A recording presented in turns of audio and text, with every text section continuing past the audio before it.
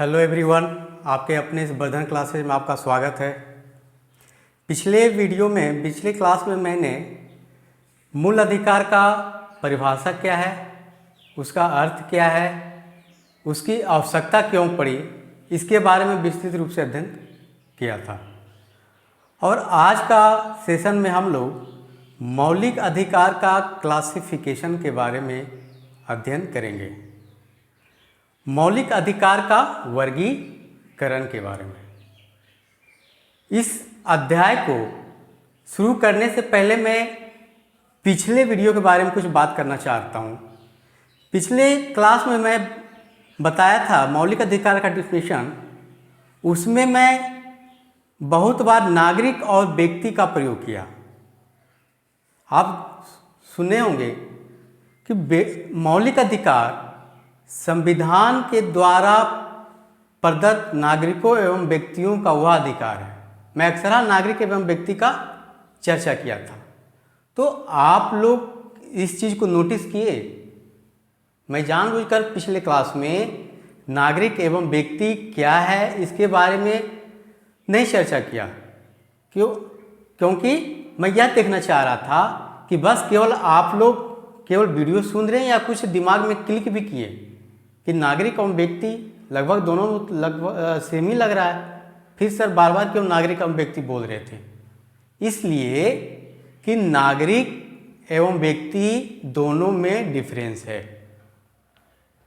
मौलिक अधिकार में कुछ अधिकार जो होते हैं वह नागरिकों के लिए होते हैं एवं कुछ अधिकार व्यक्तियों के लिए होते हैं।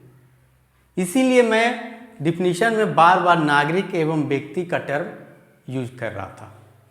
होता यह है कि आप जिस विषय के बारे में बात कर रहे हैं तो उस विषय से संबंधित टर्मिनोलॉजी का यूज कीजिएगा तो सुनने वाले को लगेगा कि आपके शब्दों में गहराइयाँ हैं।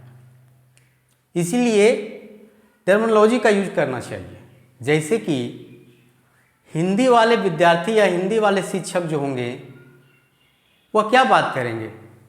जैसे कोई व्यक्ति यह बात करता है कि मेरी यह अभिलाषा है कि तुम आईएएस ऑफिसर बनो और मैं तुम्हारे साथ एक फ़ोटो खिंचवाऊँ, है ना। मेरी यह आकांक्षा है कि मैं एक नेता बनूँ। तो यहाँ हिंदी वाले जो व्यक्ति होते हैं वह आकांक्षा, अभिलाषा, सानिध्य जैसे शब्दों का यूज करते हैं। इससे पता चलता है कि उनकी गहराइयाँ कितनी हैं। उसी तरह एक राजनीति विषय के व्यक्ति होंगे तो वह कहेंगे कि मेरी राजनीतिक अभिलाषा है कि मैं एक नेता बनूं। तो शब्दों का विषय से रिलेटेड जो टर्मिनोलॉजी होता है उसको आपको यूज करना चाहिए। इससे आपको वह झलकता है कि आप एक उस विषय में एक अच्छे जानकार व्यक्ति हैं। इसलिए मैं बार बार नागरिक एवं व्यक्ति का यूज कर रहा था। तो अब मैं बताता हूं नागरिक एवं व्यक्ति में क्या अंतर है। व्यक्ति जो होता है वह एक व्यापक रूप है, यानी कि सेट है। व्यक्ति को आप सेट मान लीजिए और नागरिक को सबसेट मान लीजिए, है ना। जैसे हम भारत के निवासी हैं तो हम क्या हुए, भारत का नागरिक हुए। लेकिन यदि हम अमेरिका देश में कुछ समय के लिए जाते हैं, कुछ कार्यवश वहाँ जाते हैं, तो हम अमेरिका कंट्री के लिए व्यक्ति कहलाएंगे, वहाँ के नागरिक हम नहीं कहलाएंगे। नागरिक तो मेरे इंडिया का है। उसी तरह से यदि कोई व्यक्ति इंडिया आता है दूसरे देश का, तो वह दूसरे देश का व्यक्ति जो है हमारे इंडिया में नागरिक नहीं कहलाएगा, बल्कि वह व्यक्ति कहलाएगा। तो दोनों में यही अंतर है। दूसरे शब्दों में हम कह सकते हैं कि व्यक्ति के अंतर्गत नागरिक एवं व्यक्ति दोनों को बोल सकते हैं। लेकिन नागरिक के अंतर्गत ऐसी बात नहीं है। नागरिक केवल उसी देश का निवासी हो तभी बोल सकते हैं। इसीलिए समझने के दृष्टिकोण से व्यक्ति को हम सेट मान सकते हैं और नागरिक को सबसेट मान सकते हैं। खैर, ये तो पिछले क्लास के बारे में कुछ टर्म था, मैं बताया। आज का चर्चा है मौलिक अधिकार का क्लासिफिकेशन। इसे मौलिक अधिकार के प्रकार ना करके मैं एक वर्गीकरण बोल रहा हूँ, क्योंकि प्रकार कहने से ऐसा लगता है कि बस मौलिक अधिकार इतने ही तक सीमित है ना। लेकिन ऐसी बात नहीं है। मौलिक अधिकार तो यहाँ मैं वर्गीकरण 6 बताया हूँ, जो कि अनुच्छेद 14 से लेके आपके 32 तक है वर्गीकरण का। लेकिन मौलिक अधिकार इतने समाप्त नहीं हो जाता है। मौलिक अधिकार अनुच्छेद 12 से लेके अनुच्छेद 35 तक है। इसलिए मैं प्रकार ना कहकर वर्गीकरण कहना ज़्यादा उचित समझता हूँ। लेकिन आपको जब क्वेश्चन में प्रकार आएगा तो यही वर्गीकरण ही लिखना है। मैंने बातचीत के टर्म में वर्गीकरण ही बोलना उचित होता है। तो चलिए आज शुरू करते हैं क्लासिफिकेशन ऑफ फंडामेंटल राइट। और इसे मूल अधिकार भी कह सकते हैं, मौलिक अधिकार भी कह सकते हैं, अधिकारों की घोषणा पत्र भी कह सकते हैं। मौलिक अधिकार की सबसे पहला चर्चा जो स्वतंत्रता के समय 1928 ईस्वी में मोतीलाल नेहरू की कमेटी के द्वारा किया गया था। और वही कमेटी जो है वह रिकमेंड किए थे कि मौलिक अधिकार का संविधान में वर्णन होनी चाहिए व्यक्तियों के संपूर्ण विकास के लिए। इसलिए स्वतंत्रता के बाद जब भारतीय संविधान का निर्माण हो रहा था तो मौलिक अधिकार का उचित स्थान दिया गया। चलिए आज का जो चैप्टर है उसमें अनुच्छेदों का बम्बार्डिंग होने वाला है, लेकिन हम लोगों को अनुच्छेद से डरना नहीं है। मैं इंट्रोडक्शन क्लास में भी बताया हूँ कि अनुच्छेद से डरना नहीं है, बस पढ़ते पढ़ते वो अपने आप दिमाग में बैठ जाएगा। संभव हो तो याद कीजिए, नहीं संभव है तो कोई बात नहीं, धीरे धीरे याद हो जाएगा। बल्कि ये विश्लेषण जो हम बता रहे हैं उसको अच्छी तरह से समझिए कि अधिकार ये वर्गीकरण क्या क्या है। तो सबसे पहले हम मौलिक अधिकार के स्रोत की बात करते हैं। मौलिक अधिकार का स्रोत जो है अमेरिका की संविधान से। मौलिक अधिकार अमेरिका के संविधान से भारतीय संविधान में लिया गया है। ऑब्जेक्टिव क्वेश्चन में एग्जाम में इंटरमीडिएट बोर्ड में आपसे यह पूछ सकता है कि मौलिक अधिकार किस देश के संविधान से लिया गया है, तो इसका राइट आंसर होगा अमेरिका के संविधान से लिया गया है। दूसरा तथ्य है कि मौलिक अधिकार कौन से भाग में अंतर्निहित होते हैं। तो मौलिक अधिकार जो है भाग 3 में अंतर्निहित है। ये भी ऑब्जेक्टिव क्वेश्चन बन सकता है कि मौलिक अधिकार किस भाग में है, तो आंसर होगा भाग 3। और मौलिक अधिकार की जो चर्चा किया गया है वह अनुच्छेद 12 से अनुच्छेद 35 तक इसका चर्चा किया गया है। अनुच्छेद 12 से अनुच्छेद 35 तक किया गया है, जो कि मैं बोर्ड पर यहाँ लिखा हूँ, है ना, 12 से 35 तक। इस तरह से हम देखते हैं कि मौलिक अधिकार जो है वह कुल कितने अनुच्छेद में बटा हुआ है, 23। तो आप कहिएगा सर अनुच्छेद 12 से 35 तक तो 24 आता है काउंटिंग करने पे, फिर 23 क्यों? तो 23 इसलिए कि इस मौलिक अधिकार से आर्टिकल 31 जो कि संपत्ति का अधिकार था उसको हटा दिया गया है।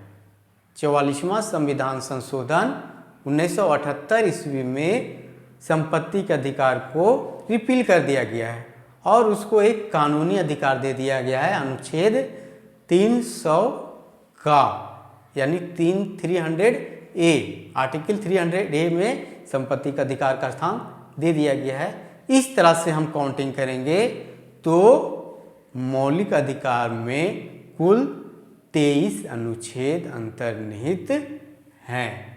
कुल कितने अनुच्छेद हैं? 23, है ना। मूल संविधान यानी कि ओरिजिनल कॉन्स्टिट्यूशन में कुल 24 थे, लेकिन 1978 के बाद से संपत्ति के अधिकार को हटा देने से इसमें के अंतर्गत कुल 23 अनुच्छेद हैं। तो इस तरह से हम एक ऑब्जेक्टिव क्वेश्चन और बन गया कि मौलिक अधिकार में कुल कितने अनुच्छेद हैं, तो क्या होगा? 23। खैर, ऑब्जेक्टिव क्वेश्चन का मैं अंत में चैप्टर जिस खत्म होगा उसके अंत में बताऊंगा क्या क्या इससे ऑब्जेक्टिव आ सकता है, आपको क्या क्या पढ़ना चाहिए। अब हम देखते हैं कि मौलिक अधिकार का वर्गीकरण। लेकिन वर्गीकरण बताने से पहले हमें लगता है कि आपको अनुच्छेद क्या है इसके बारे में भली भांति आपको जानकारी दे दूं। ऐसे अचानक मैं बताऊं कि ये अनुच्छेद इसमें है, ये से है, तो समझ में नहीं आएगा कि अनुच्छेद है क्या, आखिर आर्टिकल क्या है, अनुसूचियां क्या है ना, भाग क्या है। तो मैं बता दूं कि जब आप कोई बुक को पढ़ते हैं, कोई बुक को देखते हैं, तो क्या होता है? शुरू में कंटेंट होता है, विषय सूची होती है। उस विषय सूची में उस बुक से रिलेटेड जितने भी चैप्टर हैं, जितने भी अध्याय हैं, वो लिखा हुआ रहता है। जैसे कि चैप्टर 1 में ये चीज़, ये विषय, ये टॉपिक पढ़ना है, चैप्टर 2 में ये टॉपिक पढ़ना है, चैप्टर 3 में ये टॉपिक पढ़ना है, और चैप्टर 1 पेज नंबर इतना से इतना तक है, चैप्टर 2 पेज नंबर इतना से इतना तक है, ये सब लिखा रहता है। उसी तरह से भारतीय संविधान जो है एक डॉक्यूमेंट है, और उसमें इसी तरह से चैप्टर बाय चैप्टर संविधान से रिलेटेड विषय, मुद्दे लिखे हुए होते हैं, उससे रिलेटेड टॉपिक लिखे हुए होते हैं। तो वह जो टॉपिक होता है उसी को, यानी कि वह जो चैप्टर होता है उसी को हम क्या कहेंगे? भाग कहेंगे। क्या कहेंगे उसको? पार्ट, यानी कि भाग। और वह भाग मूल संविधान में, यानी कि जब संविधान बना था तो उस समय कितना था? उस समय था 22 भाग। मूल संविधान में कुल कितने भाग थे? 22 भाग। लेकिन वर्तमान समय में इसकी संख्या बढ़कर कितनी हो गई? 25 भाग। यही याद रखना है आपको। मूल संविधान में था 22 भाग और वर्तमान समय में कितने भाग हैं? 25 भाग। और इस टॉपिक से संबंधित जो जो विषय हैं, जो जो कुछ उसके एक्सप्लेनेशन के लिए, इसके विस्तार के लिए जो जो पॉइंट दिया गया है उस विषय से रिलेटेड, उसी को हम अनुच्छेद कहते हैं, है ना। उसी को हम क्या कहते हैं? अनुच्छेद कहते हैं। तो वर्तमान समय में कुल कितने अनुच्छेद हैं? अनुच्छेद की संख्या वर्तमान समय में 448 अनुच्छेद हैं। और मूल संविधान में कितने अनुच्छेद थे? 395 अनुच्छेद थे। हालांकि यहाँ पर भी मैं आप लोगों को यह क्लियर कर देना चाह रहा हूँ कि 395 जो अनुच्छेद है उसमें से ही कुछ एक्सटेंशन करके उसी में का, खा इस तरह से जोड़ देने से उसकी क्रम संख्या टोटल 448 हो जाती है। जैसे अनुच्छेद 21 और 21A, तो इस तरह से क्या देखें कि अनुच्छेद 21 का ही दो रूप आ गया, एक 21 और एक 21A, तो इसकी संख्या 2 हो गई। उसी तरह से आप देखिएगा अनुच्छेद 43 एक है, अनुच्छेद 43A, 43B, है ना। उसी तरह से देखिएगा अनुच्छेद 48, 48A। तो इस तरह से जब उसके विस्तार में एक्सटेंशन में कुछ ऐड किया गया तो उसको ABC करके ऐड किया गया, क्योंकि उसमें अब जगह नहीं था, उसको ABCD करके उसी भाग से उसको रिलेटेड कर दिया गया। तो ABC से आप जोड़िएगा इस तरह से, तो अनुच्छेद की संख्या हो जाएगी 448, है ना। और यदि हम डायरेक्ट ABC को नहीं जोड़ेंगे तो क्या हो जाएगा, संख्या हो जाएगी 395। जैसे यदि अनुच्छेद, जैसे कि अनुच्छेद को हम मान लेते हैं कि अनुच्छेद यह है 1 या अनुच्छेद 2 और यहाँ पर अनुच्छेद आ गया 2A, है ना। तो अगर हम पूरा को काउंटिंग करेंगे यानी A को जोड़कर, तो टोटल संख्या हो जाएगी अनुच्छेदों का 3। एक ये, इस तरह से अनुच्छेद हो गया 3। लेकिन वहीं हम यदि जो 2 का एक्सटेंशन है, विस्तार जो है 2A करके विस्तार किया गया, उसको हम नहीं ऐड करेंगे, तो दूसरे व्यक्ति इसको ये भी बोल सकते हैं कि यह जो है 2 है, केवल 2 ही अनुच्छेद है इसमें। तो आप किस तरह से उस अनुच्छेद को देख रहे हैं, किस तरह से उसको किस नज़रिए से देख रहे हैं, उस पर निर्भर करता है। यदि A का खा इस तरह से ऐड कीजिएगा तो 448 हो जाएगा, अगर उसको ऐड नहीं कीजिएगा तो 395 हो जाएगा। क्लियर हो गया, अनुच्छेद क्या है क्लियर हो गया, भाग क्या है वो भी क्लियर हो गया। अब अनुसूचियां, जब संविधान का निर्माण हुआ तो उस निर्माण होने के बाद उसमें कुछ ऐड करने की आवश्यकता आ गई, कुछ जोड़ने की आवश्यकता आ गई, और उसको संविधान में ना जोड़ करके एक अलग शेड्यूल बनाया गया, एक अलग शेड्यूल बनाया गया, उसी को हम अनुसूची कहते हैं। वह अनुसूची जो होगी, जो है वह संविधान से ही संबंधित है, उसको हम क्या कहेंगे, अनुसूचियां, शेड्यूल्स। तो जब मूल जो संविधान था उस समय अनुसूचियां की संख्या कितनी थी, 8। अनुसूचियां की संख्या 8 थी। और वर्तमान समय में अनुसूचियां की संख्या हो गई 12, है ना।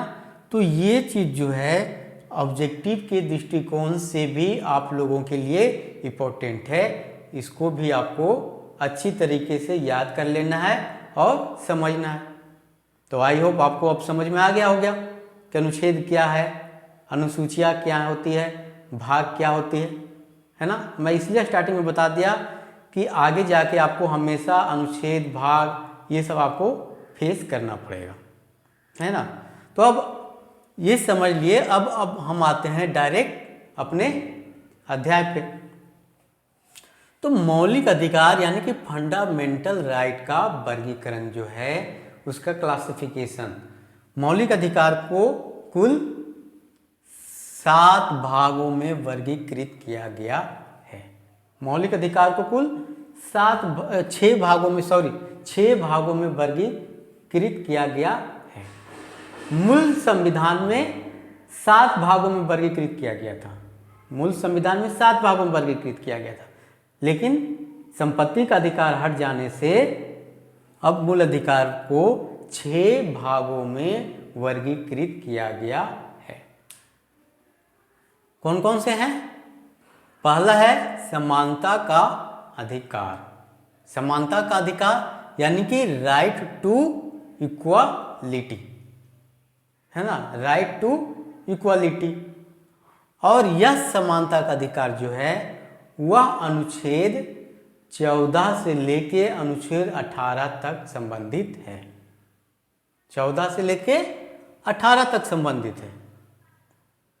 यानी कि अनुच्छेद 14 से 18 तक कौन से अधिकार के बारे में बात किया गया है? तो इसका आंसर होगा समता का अधिकार, है ना। दूसरा वर्गीकरण है स्वतंत्रता का अधिकार, यानी कि राइट टू फ्रीडम। स्वतंत्रता का अधिकार दिया गया, व्यक्तियों का स्वतंत्रता का अधिकार, और यह जो है अनुच्छेद 19 से लेकर अनुच्छेद 22 तक अंतर्निहित है। अनुच्छेद 19 से लेके अनुच्छेद 22 तक, यानी कि आर्टिकल 19, आर्टिकल 20, आर्टिकल 21, आर्टिकल 22, ये सब किससे संबंधित है? स्वतंत्रता का अधिकार, यानी कि राइट टू फ्रीडम, है ना। यहाँ देखिए स्वतंत्रता का अधिकार 19 से 22 तक। फिर शोषण, तीसरा है शोषण के विरुद्ध अधिकार, राइट अगेंस्ट एक्सप्लॉयटेशन, है ना। यह जो है अनुच्छेद 23 से 24 तक संबंधित है। अनुच्छेद 23 से 24 तक कौन सा है? शोषण के विरुद्ध अधिकार। चौथा क्लासिफिकेशन है धार्मिक स्वतंत्रता का अधिकार, right to freedom of religion. यह जो है अनुच्छेद 25 से 28 तक है। धार्मिक स्वतंत्रता का अधिकार अनुच्छेद 25 से 28 तक है। पांचवा वर्गीकरण है संस्कृति एवं शिक्षा संबंधी अधिकार, यानी कि कल्चरल एंड एजुकेशनल राइट, और यह जो है अनुच्छेद 29 से लेके 30 तक संबंधित है ना।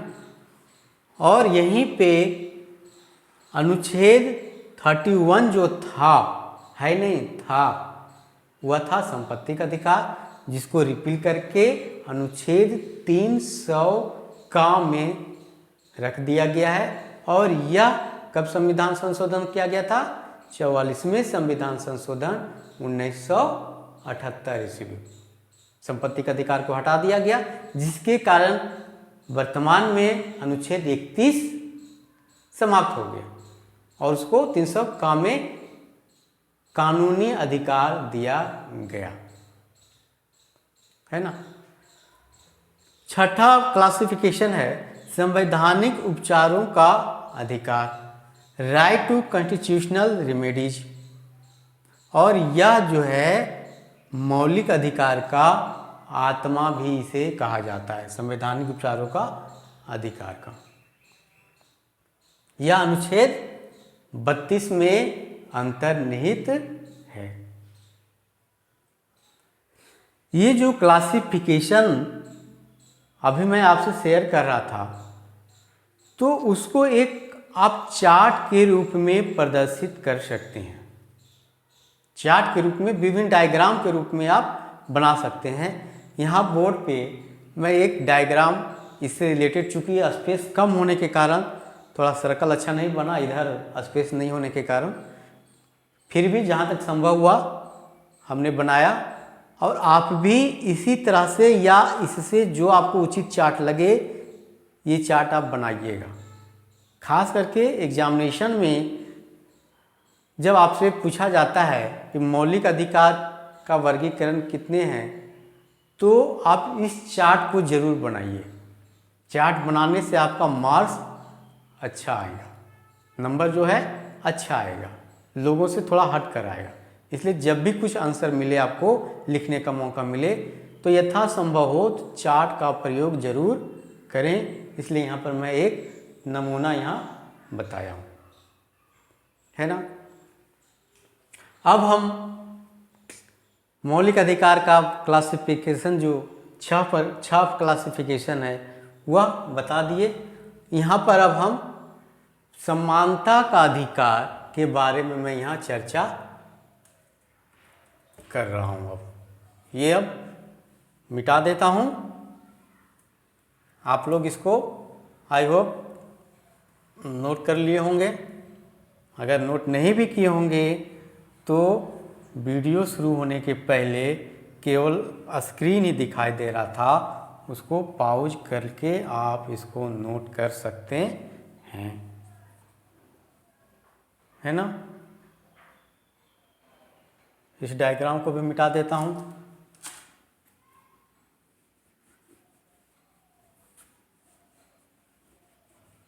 अब हम देखते हैं ये जो क्लासिफिकेशन में बताया उसको पार्टिकुलर रूप से इसके बारे में मैं यहाँ अब चर्चा कर रहा हूँ। यानी कि पहला जो क्लासिफिकेशन था वह था समानता का अधिकार। पहला क्या था? समानता का अधिकार, जो कि अनुच्छेद 14 से लेके अनुच्छेद 18 तक है। अनुच्छेद 14।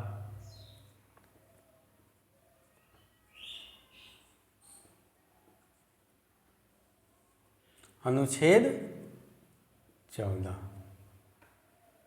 तो अनुच्छेद 14 क्या कहता है? अनुच्छेद 14 कहता है विधियों के समक्ष समता, विधियों के समक्ष समता एवं विधियों का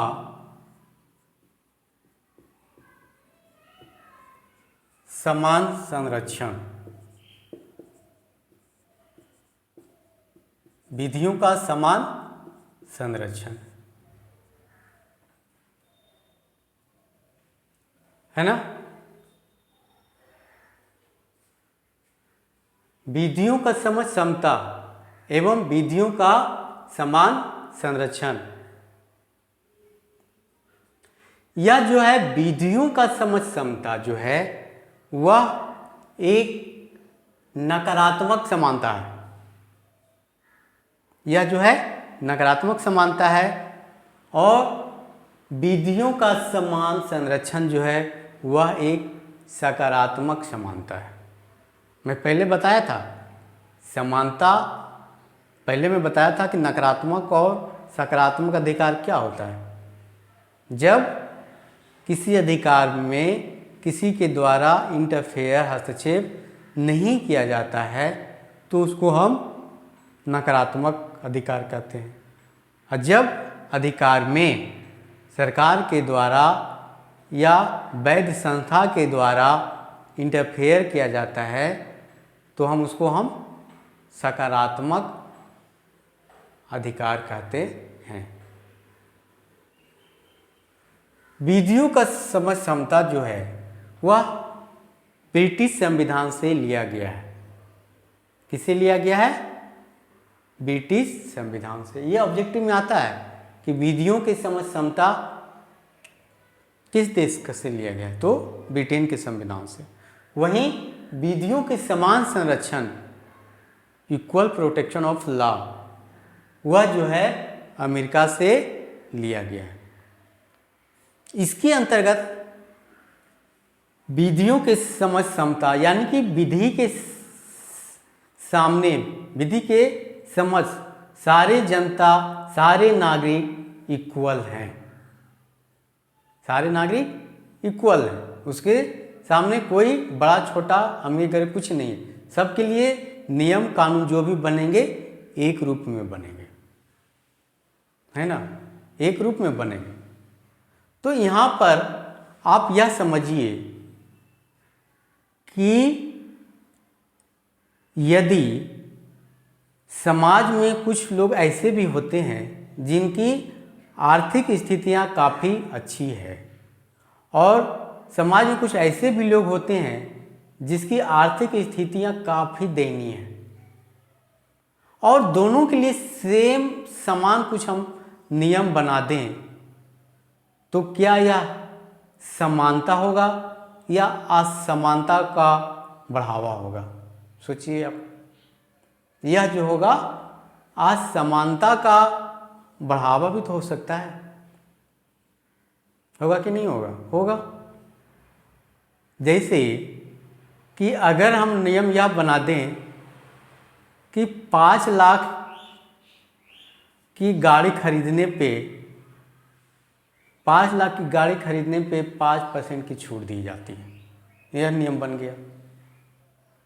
तो 5 लाख की गाड़ी जो है वह समाज में सारे व्यक्ति तो नहीं खरीद सकते हैं। जिनकी स्थिति आर्थिक रूप से अच्छी है वही खरीदेंगे। तो वह जो छूट मिला वह तो केवल कुछ वर्गों को मिला, सभी वर्गों को तो नहीं मिला। तो धीरे धीरे क्या होगा, यह जो खाइयाँ हैं, असमानता की खाइयाँ दोनों वर्गों में और बढ़ता जाएगा, है ना। इसीलिए इसमें कोई हस्तक्षेप नहीं होता है। लेकिन विधियों का समान संरक्षण, इक्वल प्रोटेक्शन ऑफ लॉ, उसमें क्या होता है, व्यक्ति की परिस्थितियों को ध्यान में रखकर, उसकी सामाजिक आर्थिक परिस्थितियां क्या है उसको ध्यान में रखकर नियम कानूनों को बनाया जाता है, अधिकार दिए जाते हैं, है ना। जैसे आप देखते होंगे कि महिलाओं को रोजगार संबंधित कुछ ना कुछ छूट रहता है ना, यानी छूट रहता है। तो यहाँ क्या देखें कि समाज में महिला एवं पुरुष दोनों का स्थिति एक नहीं है, दोनों का स्थिति एक नहीं है। बायोलॉजिकल रूप में दोनों का डिफरेंस होने के कारण दायित्व भी दोनों का अंतर हो जाता है। क्या हो जाता है, महिलाओं जो होती है वह शादी के बाद माँ बनती है, और माँ जब बनती है तो बच्चे के पालन पोषण करती है, और उस पालन पोषण करते समय करते करते वह कहीं न कहीं पुरुषों से वह पिछड़ते चली जाती है। और समाज में यह भी भेदभाव होता है कि महिलाओं को थोड़ा रिजर्व करके रखो, महिलाओं को घरेलू कार्यों में ही बिजी रखो। तो इस तरह से हम देखते हैं कि महिला अच्छे प्लेटफॉर्म पर आने से कतराती है या नहीं आ पाती है, इसका बहुत सारे रीजन अभी बताया। तो दोनों को, महिला और पुरुष को एक प्लेटफॉर्म पर लाने के लिए इसको आरक्षण, इसको छूट दिया गया। उसी तरह से हम देखेंगे कि इसमें आरक्षण की भी व्यवस्था किया गया। तो आरक्षण की क्यों व्यवस्था किया गया है, आप तो कहिएगा कि सर तो समानता हुआ कहाँ, दोनों तो असमानता हो गई, एक वर्ग को आरक्षण मिल रहा है, दूसरे वर्ग को आरक्षण नहीं मिल रहा है। तो यहाँ पर यह कहना उचित होगा कि कानून के समय विधियों का समान संरक्षण होने के कारण जो बहुत समय से, स्वतंत्रता के समय से ही आर्थिक रूप से दयनीय स्थिति में थे, तो वह काफ़ी पिछड़ गए थे। तो वैसे लोग को भी ऊपरी पायदान पर लाना जरूरी है, तभी तो समाज में सब लोग एक तबके के होंगे। इसलिए उस लोगों को ऊपरी तबके की जगह समान रूप से लाने के लिए उन लोगों को आरक्षण दिया जाता है। ये सकारात्मक हो गया, सकारात्मक अधिकार हो गया। दोनों एक इक्वल पायदान पर आए। इक्वल पायदान नहीं आने से क्या होगा, दोनों की खाइयाँ बढ़ते जाएगी। जो अमीर रहेंगे वो हमेशा अमीर ही रहते जाएंगे, उसका पीढ़ी दर पीढ़ी वह हमेशा अमीर ही बनते रहेंगे। लेकिन जो गरीब रहेंगे वह हमेशा गरीब ही रहेंगे। तो यही खाई को बांटने के लिए आरक्षण की व्यवस्था किया गया। समझ में आ गया। अब बात आती है कि भारत का संविधान किस ओर झुकाव रखता है। तो भारत के संविधान में तो आरक्षण है, महिलाओं एवं बच्चों का विशेष सुविधा का ख्याल रखा गया है। तो भारत का संविधान भी जो है अमेरिका का संविधान एवं कुछ मामले में ब्रिटेन का संविधान, यानी कि विधियों का समान समझ समता एवं विधियों का समान संरक्षण, दोनों का सम्मिश्रण है। और ज़्यादातर झुकाव विधियों का समान संरक्षण की ओर है। क्लियर हो गया? ये हो गया अनुच्छेद 14, जो कि समानता का अधिकार के अंतर्गत ही है। अनुच्छेद 14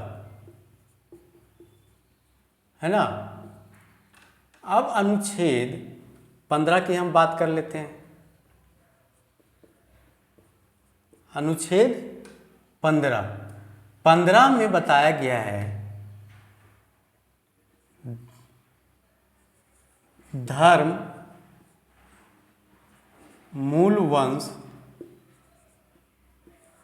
जाति, लिंग, जन्म स्थान,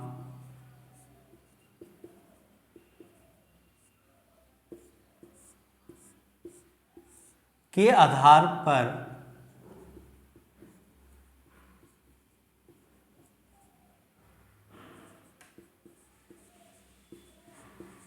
विभेद का प्रतिषेध है ना। यानी कि किसी भी, और ये चीज और बता दूं कि अनुच्छेद 14 है वह नागरिक एवं व्यक्ति यानी कि नागरिक एवं गैर नागरिक दोनों के लिए है। अनुच्छेद जो 14 में मैं बता रहा था वह अपने देश के नागरिकों के लिए और जो वर्तमान समय में उस समय रहेंगे विदेशी लोग उनके लिए भी है, यानी कि नागरिक एवं विदेशी दोनों के लिए है। और वहीं अनुच्छेद 15 एवं अनुच्छेद जो आगे मैं चर्चा करूँगा 16 वह जो है केवल नागरिकों के लिए प्रावधान किया गया है। यहाँ बता दें कि धर्म, मूल वंश, जाति, लिंग या जन्म स्थान बर्थ प्लेस के आधार पर किसी भी व्यक्ति को एक दूसरे के आधार पर हम डिस्क्रिमिनेशन नहीं कर सकते हैं। यह हमारा मौलिक अधिकार है ना। धर्म क्या हो गया? धर्म यानी कि संप्रदाय, बहुत सारे धर्म जैसे कि हिंदू, मुस्लिम, इस्लाम धर्म, सिख धर्म, बौद्ध धर्म, जैन धर्म है ना। तो इस तरह से किसी भी व्यक्ति को उसके धर्म के आधार पर आप डिस्क्रिमिनेशन नहीं कर सकते हैं। यह हमारा मौलिक अधिकार है, फंडामेंटल राइट है। मूल वंश क्या है?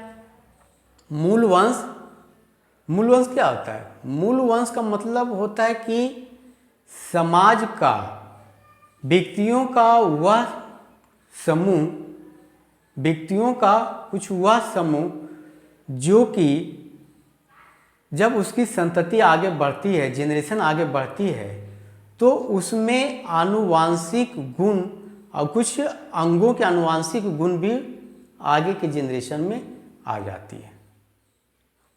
तो वह जो विशेष समूह हुआ वह दूसरे समूह से अलग होगी। जो इसमें आनुवांशिक जेनेटिक रूप में फिजिकल ऑर्गेन का निर्माण हुआ वह दूसरे सदस्यों में वह निर्माण नहीं होगा, तो वही होगा मूल वंश यानी कि नस्ल, है ना। जैसे कि मंगोलाइड लोग, निग्रोइड लोग, कॉक्सवाइड लोग, तो ये सब क्या हो गया? ये सब मूल वंश यानी कि रेस, ये रेस हैं। तो हालांकि ये जो मैं रूप बताया मंगोलॉइड, कॉक्सवाइड, निग्रोइड, ये तो विस्तृत रूप में है, इंडिया के बाहर पूरे विश्व के जो हैं, और यह जो है हमें मूलवंश केवल भारतीय लोगों के संदर्भ में पढ़ना है। यह अधिकार भारतीय लोगों के हैं। मैं पहले बताया अनुच्छेद जो है नागरिक के लिए है ना। अनुच्छेद जो है 15 नागरिकों के लिए यानी कि भारतवासियों के लिए है। तो मूल वंश यानी नस्ल के आधार पर, रेस के आधार पर आप किसी भी व्यक्तियों के साथ डिस्क्रिमिनेशन, भेदभाव आप नहीं कर सकते हैं। फिर है जाति के आधार पर। जाति के आधार पर भी भेदभाव की मनाही किया गया है। अक्षरांश पहले हम लोग पढ़ते थे या आप लोग भी पढ़ते होंगे, पढ़े हैं कि प्राचीन समय में जब राजतंत्र था तो उस समय निचली तबके की जो जातियाँ थी क्या होती थी, छुआछूत वहाँ माना जाता था सोसाइटी में।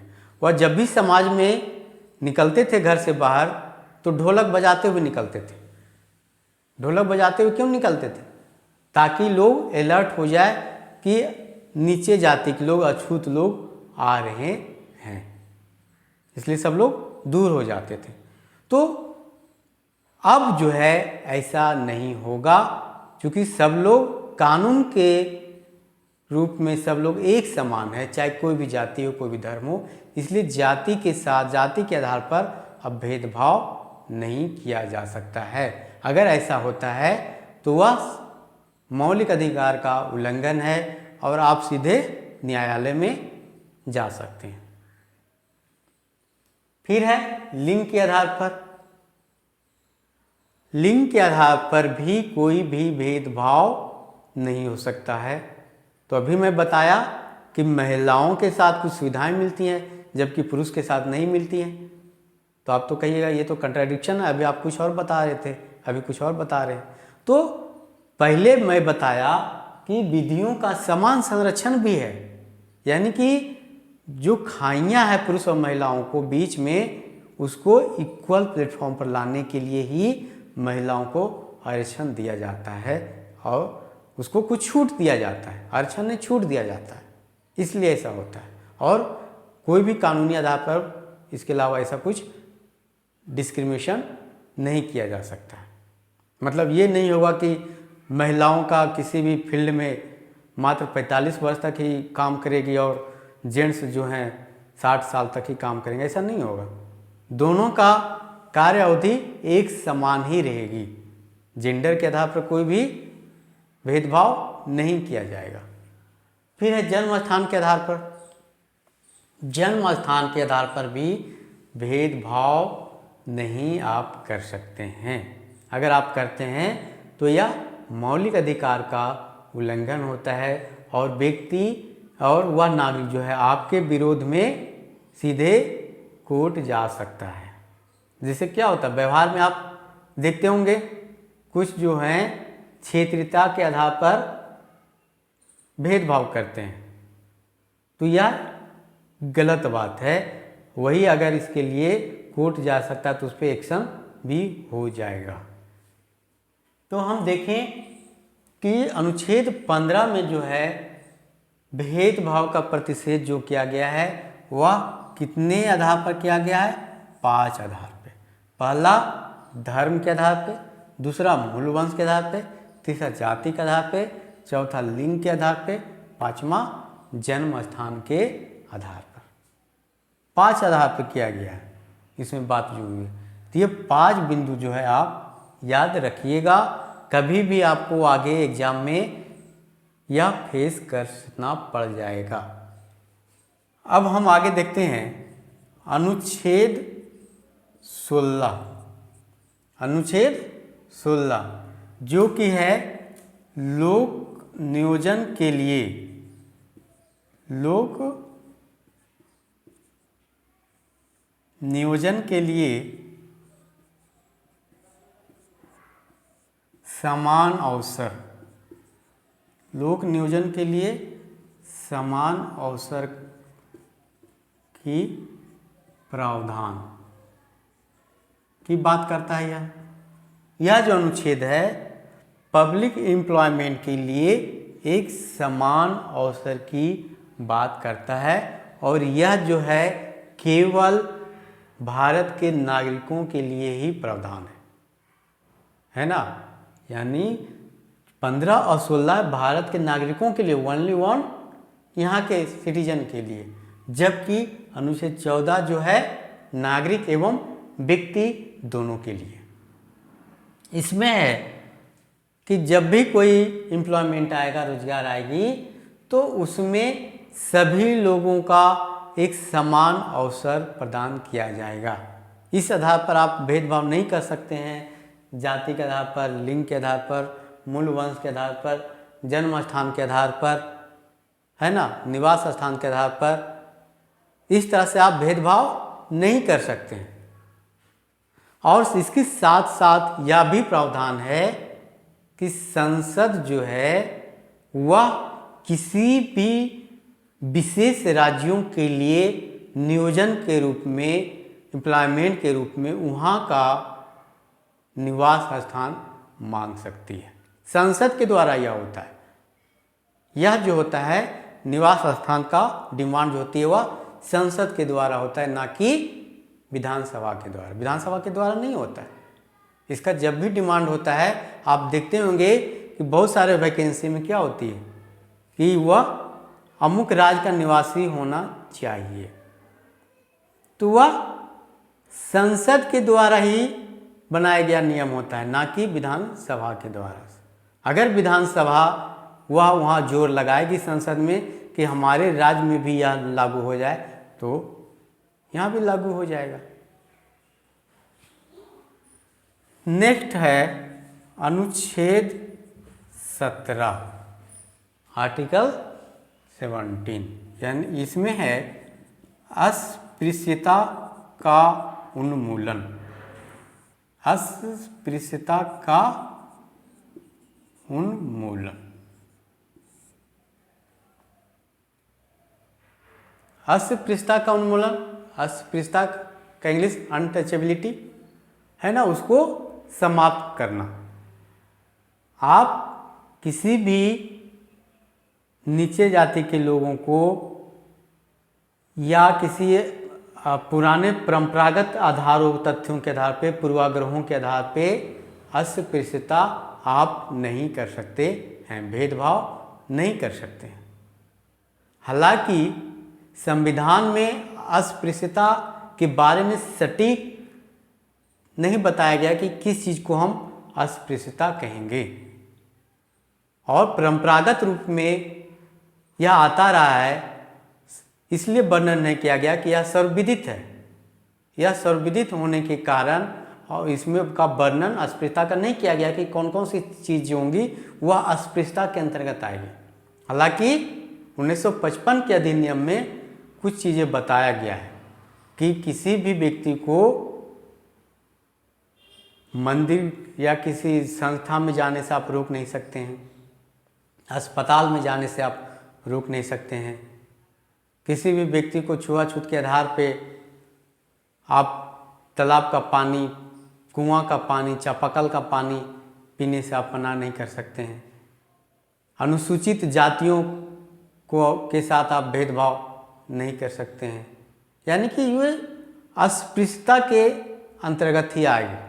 सटीक इसके बारे में बताया नहीं गया है, लेकिन 1955 के अधिनियम में कुछ कुछ बातें का चर्चा किया गया है, जो कि मैं यहाँ आपको बताया। ये अस्पृश्यता का उन्मूलन जो है आर्टिकल 17 से संबंधित है। अनुच्छेद 18 इसके अंतर्गत आता है उपाधियों का अंत।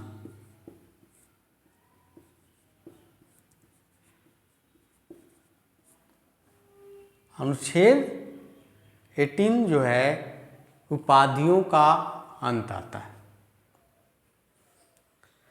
आप स्वतंत्रता के समय जब पढ़ते हुए तो वह देखने में आता होगा कि हम कुछ कुछ व्यक्तियों के नाम के साथ सरनेम लगा हुआ रहता था, जैसे कि राजा साहब, राय बहादुर, है ना, दीवान साहब, ये सब उपाधियां लगा हुई थी। तो जब उपाधियां लगा देने से समानता का अधिकार होगा नहीं। पहले मैं बताया यह समानता का अधिकार तो यह कहता है कि सारे व्यक्ति, सारे नागरिक जो हैं एक समान हैं। वह जाति के आधार पर या धर्म के आधार पर किसी को छोटा बड़ा आप नहीं कर सकते। चूँकि उपाधियां लग गई तो उपाधियां लगने से दूसरे व्यक्ति में जिसके साथ उपाधियां नहीं लगा हुआ है तो वो अपने आप को इन्फीरियर महसूस करेगा, तो वहाँ तो समानता हुआ नहीं, समानता नहीं हुआ। तो यही असमानता को दूर करने के लिए संविधान में ही यह अनुच्छेद 18 के अंतर्गत इसका प्रावधान किया गया है कि उपाधियों का अंत होगा, उपाधियों का अंत कर दिया गया। अब आप सरनेम इस तरह के आप नहीं लगा सकते। उससे क्या होता है, दूसरे व्यक्ति में जिसके साथ यह सरनेम नहीं है तो इन्फिनिटी महसूस होती है, कुंठा महसूस होती है, और कहीं देखने में भी ऐसा एहसास होता है कि अमुक व्यक्ति जिसके साथ सरनेम लगा हुआ है उसको संविधान के द्वारा ज़्यादा सुविधा दिया गया है, ज़्यादा प्रिविलेजेज दिया गया है, और दूसरे व्यक्ति के साथ ज़्यादा प्रिविलेजेज नहीं दिया गया। तो यह खाइयाँ को दूर करने के लिए ही उपाधि का अंत कर दिया गया है। हालांकि इसका एक्सेप्शन है कि सेना के क्षेत्र में और शिक्षा के क्षेत्र में जो लोग उच्चतम प्रदर्शन करते हैं उनको सरकार के द्वारा सेना एवं शिक्षा से संबंधित उपाधियां दी जाती है। मौलिक अधिकार जो है अनलिमिटेड नहीं है, मौलिक अधिकार अनलिमिटेड नहीं है बल्कि लिमिटेड है, निरंकुश नहीं है ना, असीमित नहीं है, सीमित है। इसीलिए इसमें कुछ ना कुछ बीच बीच में आपको बैरियर मिलेगा, आगे भी हम बताएंगे। कुछ ना कुछ उसमें अपवाद आता है, एक्सेप्शन आता है, उसमें प्रतिबंध आता है, जैसे इसमें आया, इसमें भी आया ना, सेना के क्षेत्र में और शिक्षा के क्षेत्र में उपाधियाँ मिलेगी। तो इससे पता चलता है कि हमारा मौलिक अधिकार जो है वह असीमित नहीं है बल्कि सीमित है। वहीं तक आपका अधिकार अच्छा लगता है जब आप दूसरे के अधिकार का उल्लंघन नहीं करते हैं, है ना। इसीलिए जब भारत रत्न, पद्मश्री, पद्म विभूषण, पद्म भूषण जैसे अवार्ड जब शुरू किया गया था देने के लिए, तो बीच में जनता पार्टी की सरकार इसको बंद कर दिया गया था। जनता पार्टी की सरकार के द्वारा ये उपाधियां जो हैं बंद कर दिया गया था, इसी उपाधियां को अंत करने का, समाप्त करने के लिए। लेकिन बाद में फिर इंदिरा गांधी की सरकार आई तो पुनः भारत रत्न, भारत विभूषण भूषण और पद्मश्री, है ना, भारत रत्न, पद्म विभूषण, पद्म भूषण और पद्मश्री जैसी उपाधियां जो है इंदिरा गांधी काल में फिर से शुरू हो गया। तो यह तो हुआ समानता के अधिकार का विस्तृत रूप में वर्णन, यानी कि अनुच्छेद 14 से लेके 18 तक क्या क्या है उसके बारे में विस्तृत जानकारी आपको मिली। और इसको हम अगर कंसोलिडेटेड रूप में अगर हम देखेंगे, कंक्रीट रूप में हम देखेंगे तो क्या कहेंगे, समानता का अधिकार क्या है। आपका अक्सर हाँ एग्जाम में ये क्वेश्चन आता है, मौलिक अधिकार से आप क्या समझते हैं, समानता का अधिकार से आप क्या समझते हैं, मौलिक अधिकार का वर्गीकरण बताइए। तो यही क्वेश्चन अगर आ जाए, आया भी था कि समानता का अधिकार से आप क्या समझते हैं, ये तो पूरा एक्सप्लेनेशन हो गया। अगर आप इतना भी आप लिख दीजिएगा तो बहुत है, ये तो ब्रॉड लेवल पर हो गया। क्वेश्चन का पैटर्न आपको यह वहाँ पर देखना है कि यह जो क्वेश्चन है दीर्घ उत्तरीय में पूछा गया है, यानी कि लॉन्ग आंसर में पूछा गया या शॉर्ट आंसर में पूछा गया। अगर लॉन्ग आंसर में पूछा गया है यानी कि ज़्यादा नंबर्स के हैं तो इतना पूरा डिटेल आप लिखिएगा, चारों ये अनुच्छेद 14, 15, 16, 17, 18 इस चीज़ों का वर्णन कीजिएगा तो अच्छा नंबर आएंगे, जो कि दीर्घ उत्तरीय होगा। वहीं अगर शॉर्ट क्वेश्चन में उसका आंसर पूछा जाएगा, 2 नंबर के रूप में पूछा जाएगा, तो इतना बताने की आवश्यकता नहीं है। क्वेश्चन किस रूप में पूछा गया है उस पर भी निर्भर करता है ना। जानकारी सब रखिए, लेकिन वो क्वेश्चन किस टाइप का पूछा गया उसके अनुसार आपको जवाब देना है। जानते तो आप सब हैं, लेकिन कभी कभी क्या होता है कि लोग वहाँ पर किस टाइप के लोग हैं, ये भी निर्भर करता है। आसपास के लोग किस टाइप के लोग हैं उसी टाइप के तरह बताना चाहिए, है ना। ऐसा नहीं कि पूरा बता दीजिए उनको ऊपर ऊपर पार हो गया, कुछ समझ में नहीं आ रहा है, इस टाइप से नहीं चाहिए।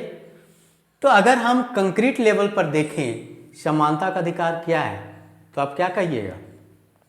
इसका यही उत्तर होगा, समानता का अधिकार जो है मौलिक अधिकारों में से एक महत्वपूर्ण अधिकार है और यह अधिकार जो है अनुच्छेद 14 से लेकर अनुच्छेद 18 तक वर्णित है। समानता के अधिकार में नागरिकों एवं व्यक्तियों के साथ समान व्यवहार की अवधारणा निहित है। इसके अंतर्गत विधि के सामने, विधि के समक्ष सारे व्यक्ति एक हैं। किसी भी व्यक्ति में प्रिविलेजेस की सुविधा नहीं प्रदान किया जाता है और चाहे वह लोक नियोजन हो या भेदभाव हो, आप धर्म के आधार पर, मूल वंश, जाति के आधार पर, लिंग के आधार पर, जन्म स्थान के आधार पर विभेद नहीं किया जाता है। समानता की अवधारणा को सुदृढ़ करने के लिए ही इसमें उपाधियों का अंत एवं अस्पृश्यताओं का उन्मूलन भी किया गया है। बस हो गया, यही है समानता का अधिकार। और इस समानता का अधिकार देने से व्यक्ति में क्या हुआ? एक मानसिक एवं नैतिक विकास भी होगा। इसके साथ साथ लोक नियोजन यानी कि आर्थिक विकास भी होगा। तो इसमें एक लाइन और भी आप लिख सकते हैं कि इस तरह से यह समानता का अधिकार देने से व्यक्तियों में सर्वांगीण विकास की परिस्थितियां उत्पन्न होती है। इसी को हम समानता का अधिकार कहते हैं। समझ में आ गया? आई होप आपको चीज़ें अच्छी तरीके से समझ में आ रही होगी। और अगर नहीं भी आती है तो आप कमेंट बॉक्स में लिखें कि हमें क्या क्या चीज़ जो है समझ में नहीं आया। इस पर भी मैं चर्चा करूँगा। नेक्स्ट क्लास में हम लोग स्वतंत्रता का अधिकार एवं शोषण के विरुद्ध का अधिकार के बारे में चर्चा करूँगा, क्योंकि अब हमें लगता है कि समय थोड़ा ज़्यादा हो गया वीडियो का, है ना। तो नेक्स्ट अगले वीडियो में हम आगे बात करेंगे। तब तक आप लोग जुड़े रहिए हमारे चैनल वर्धन क्लासेस के द्वारा और एक दूसरे को शेयर भी कीजिए। अपने दोस्तों को बताइए भी कि पॉलिटिकल साइंस विषय जो है अब बहुत ही इजी है, ऐसी कोई बात नहीं है। वर्धन क्लासेस से आप लोग जुड़िए तो पता चलेगा कि देखने में जितना कठिन लगता है वैसा है नहीं, है ना। एक दूसरे को बताइए, शेयर कीजिए और कमेंट बॉक्स में कुछ हमें रिप्लाई भी कीजिए, तभी तो हमें पता चलेगा। फीडबैक भी उसमें देते रहिए। एक दूसरे के साथ शेयर कीजिए, सब्सक्राइब कीजिए। ओके, ठीक है। इसी के साथ मैं ये सेशन समाप्त करता हूँ। धन्यवाद।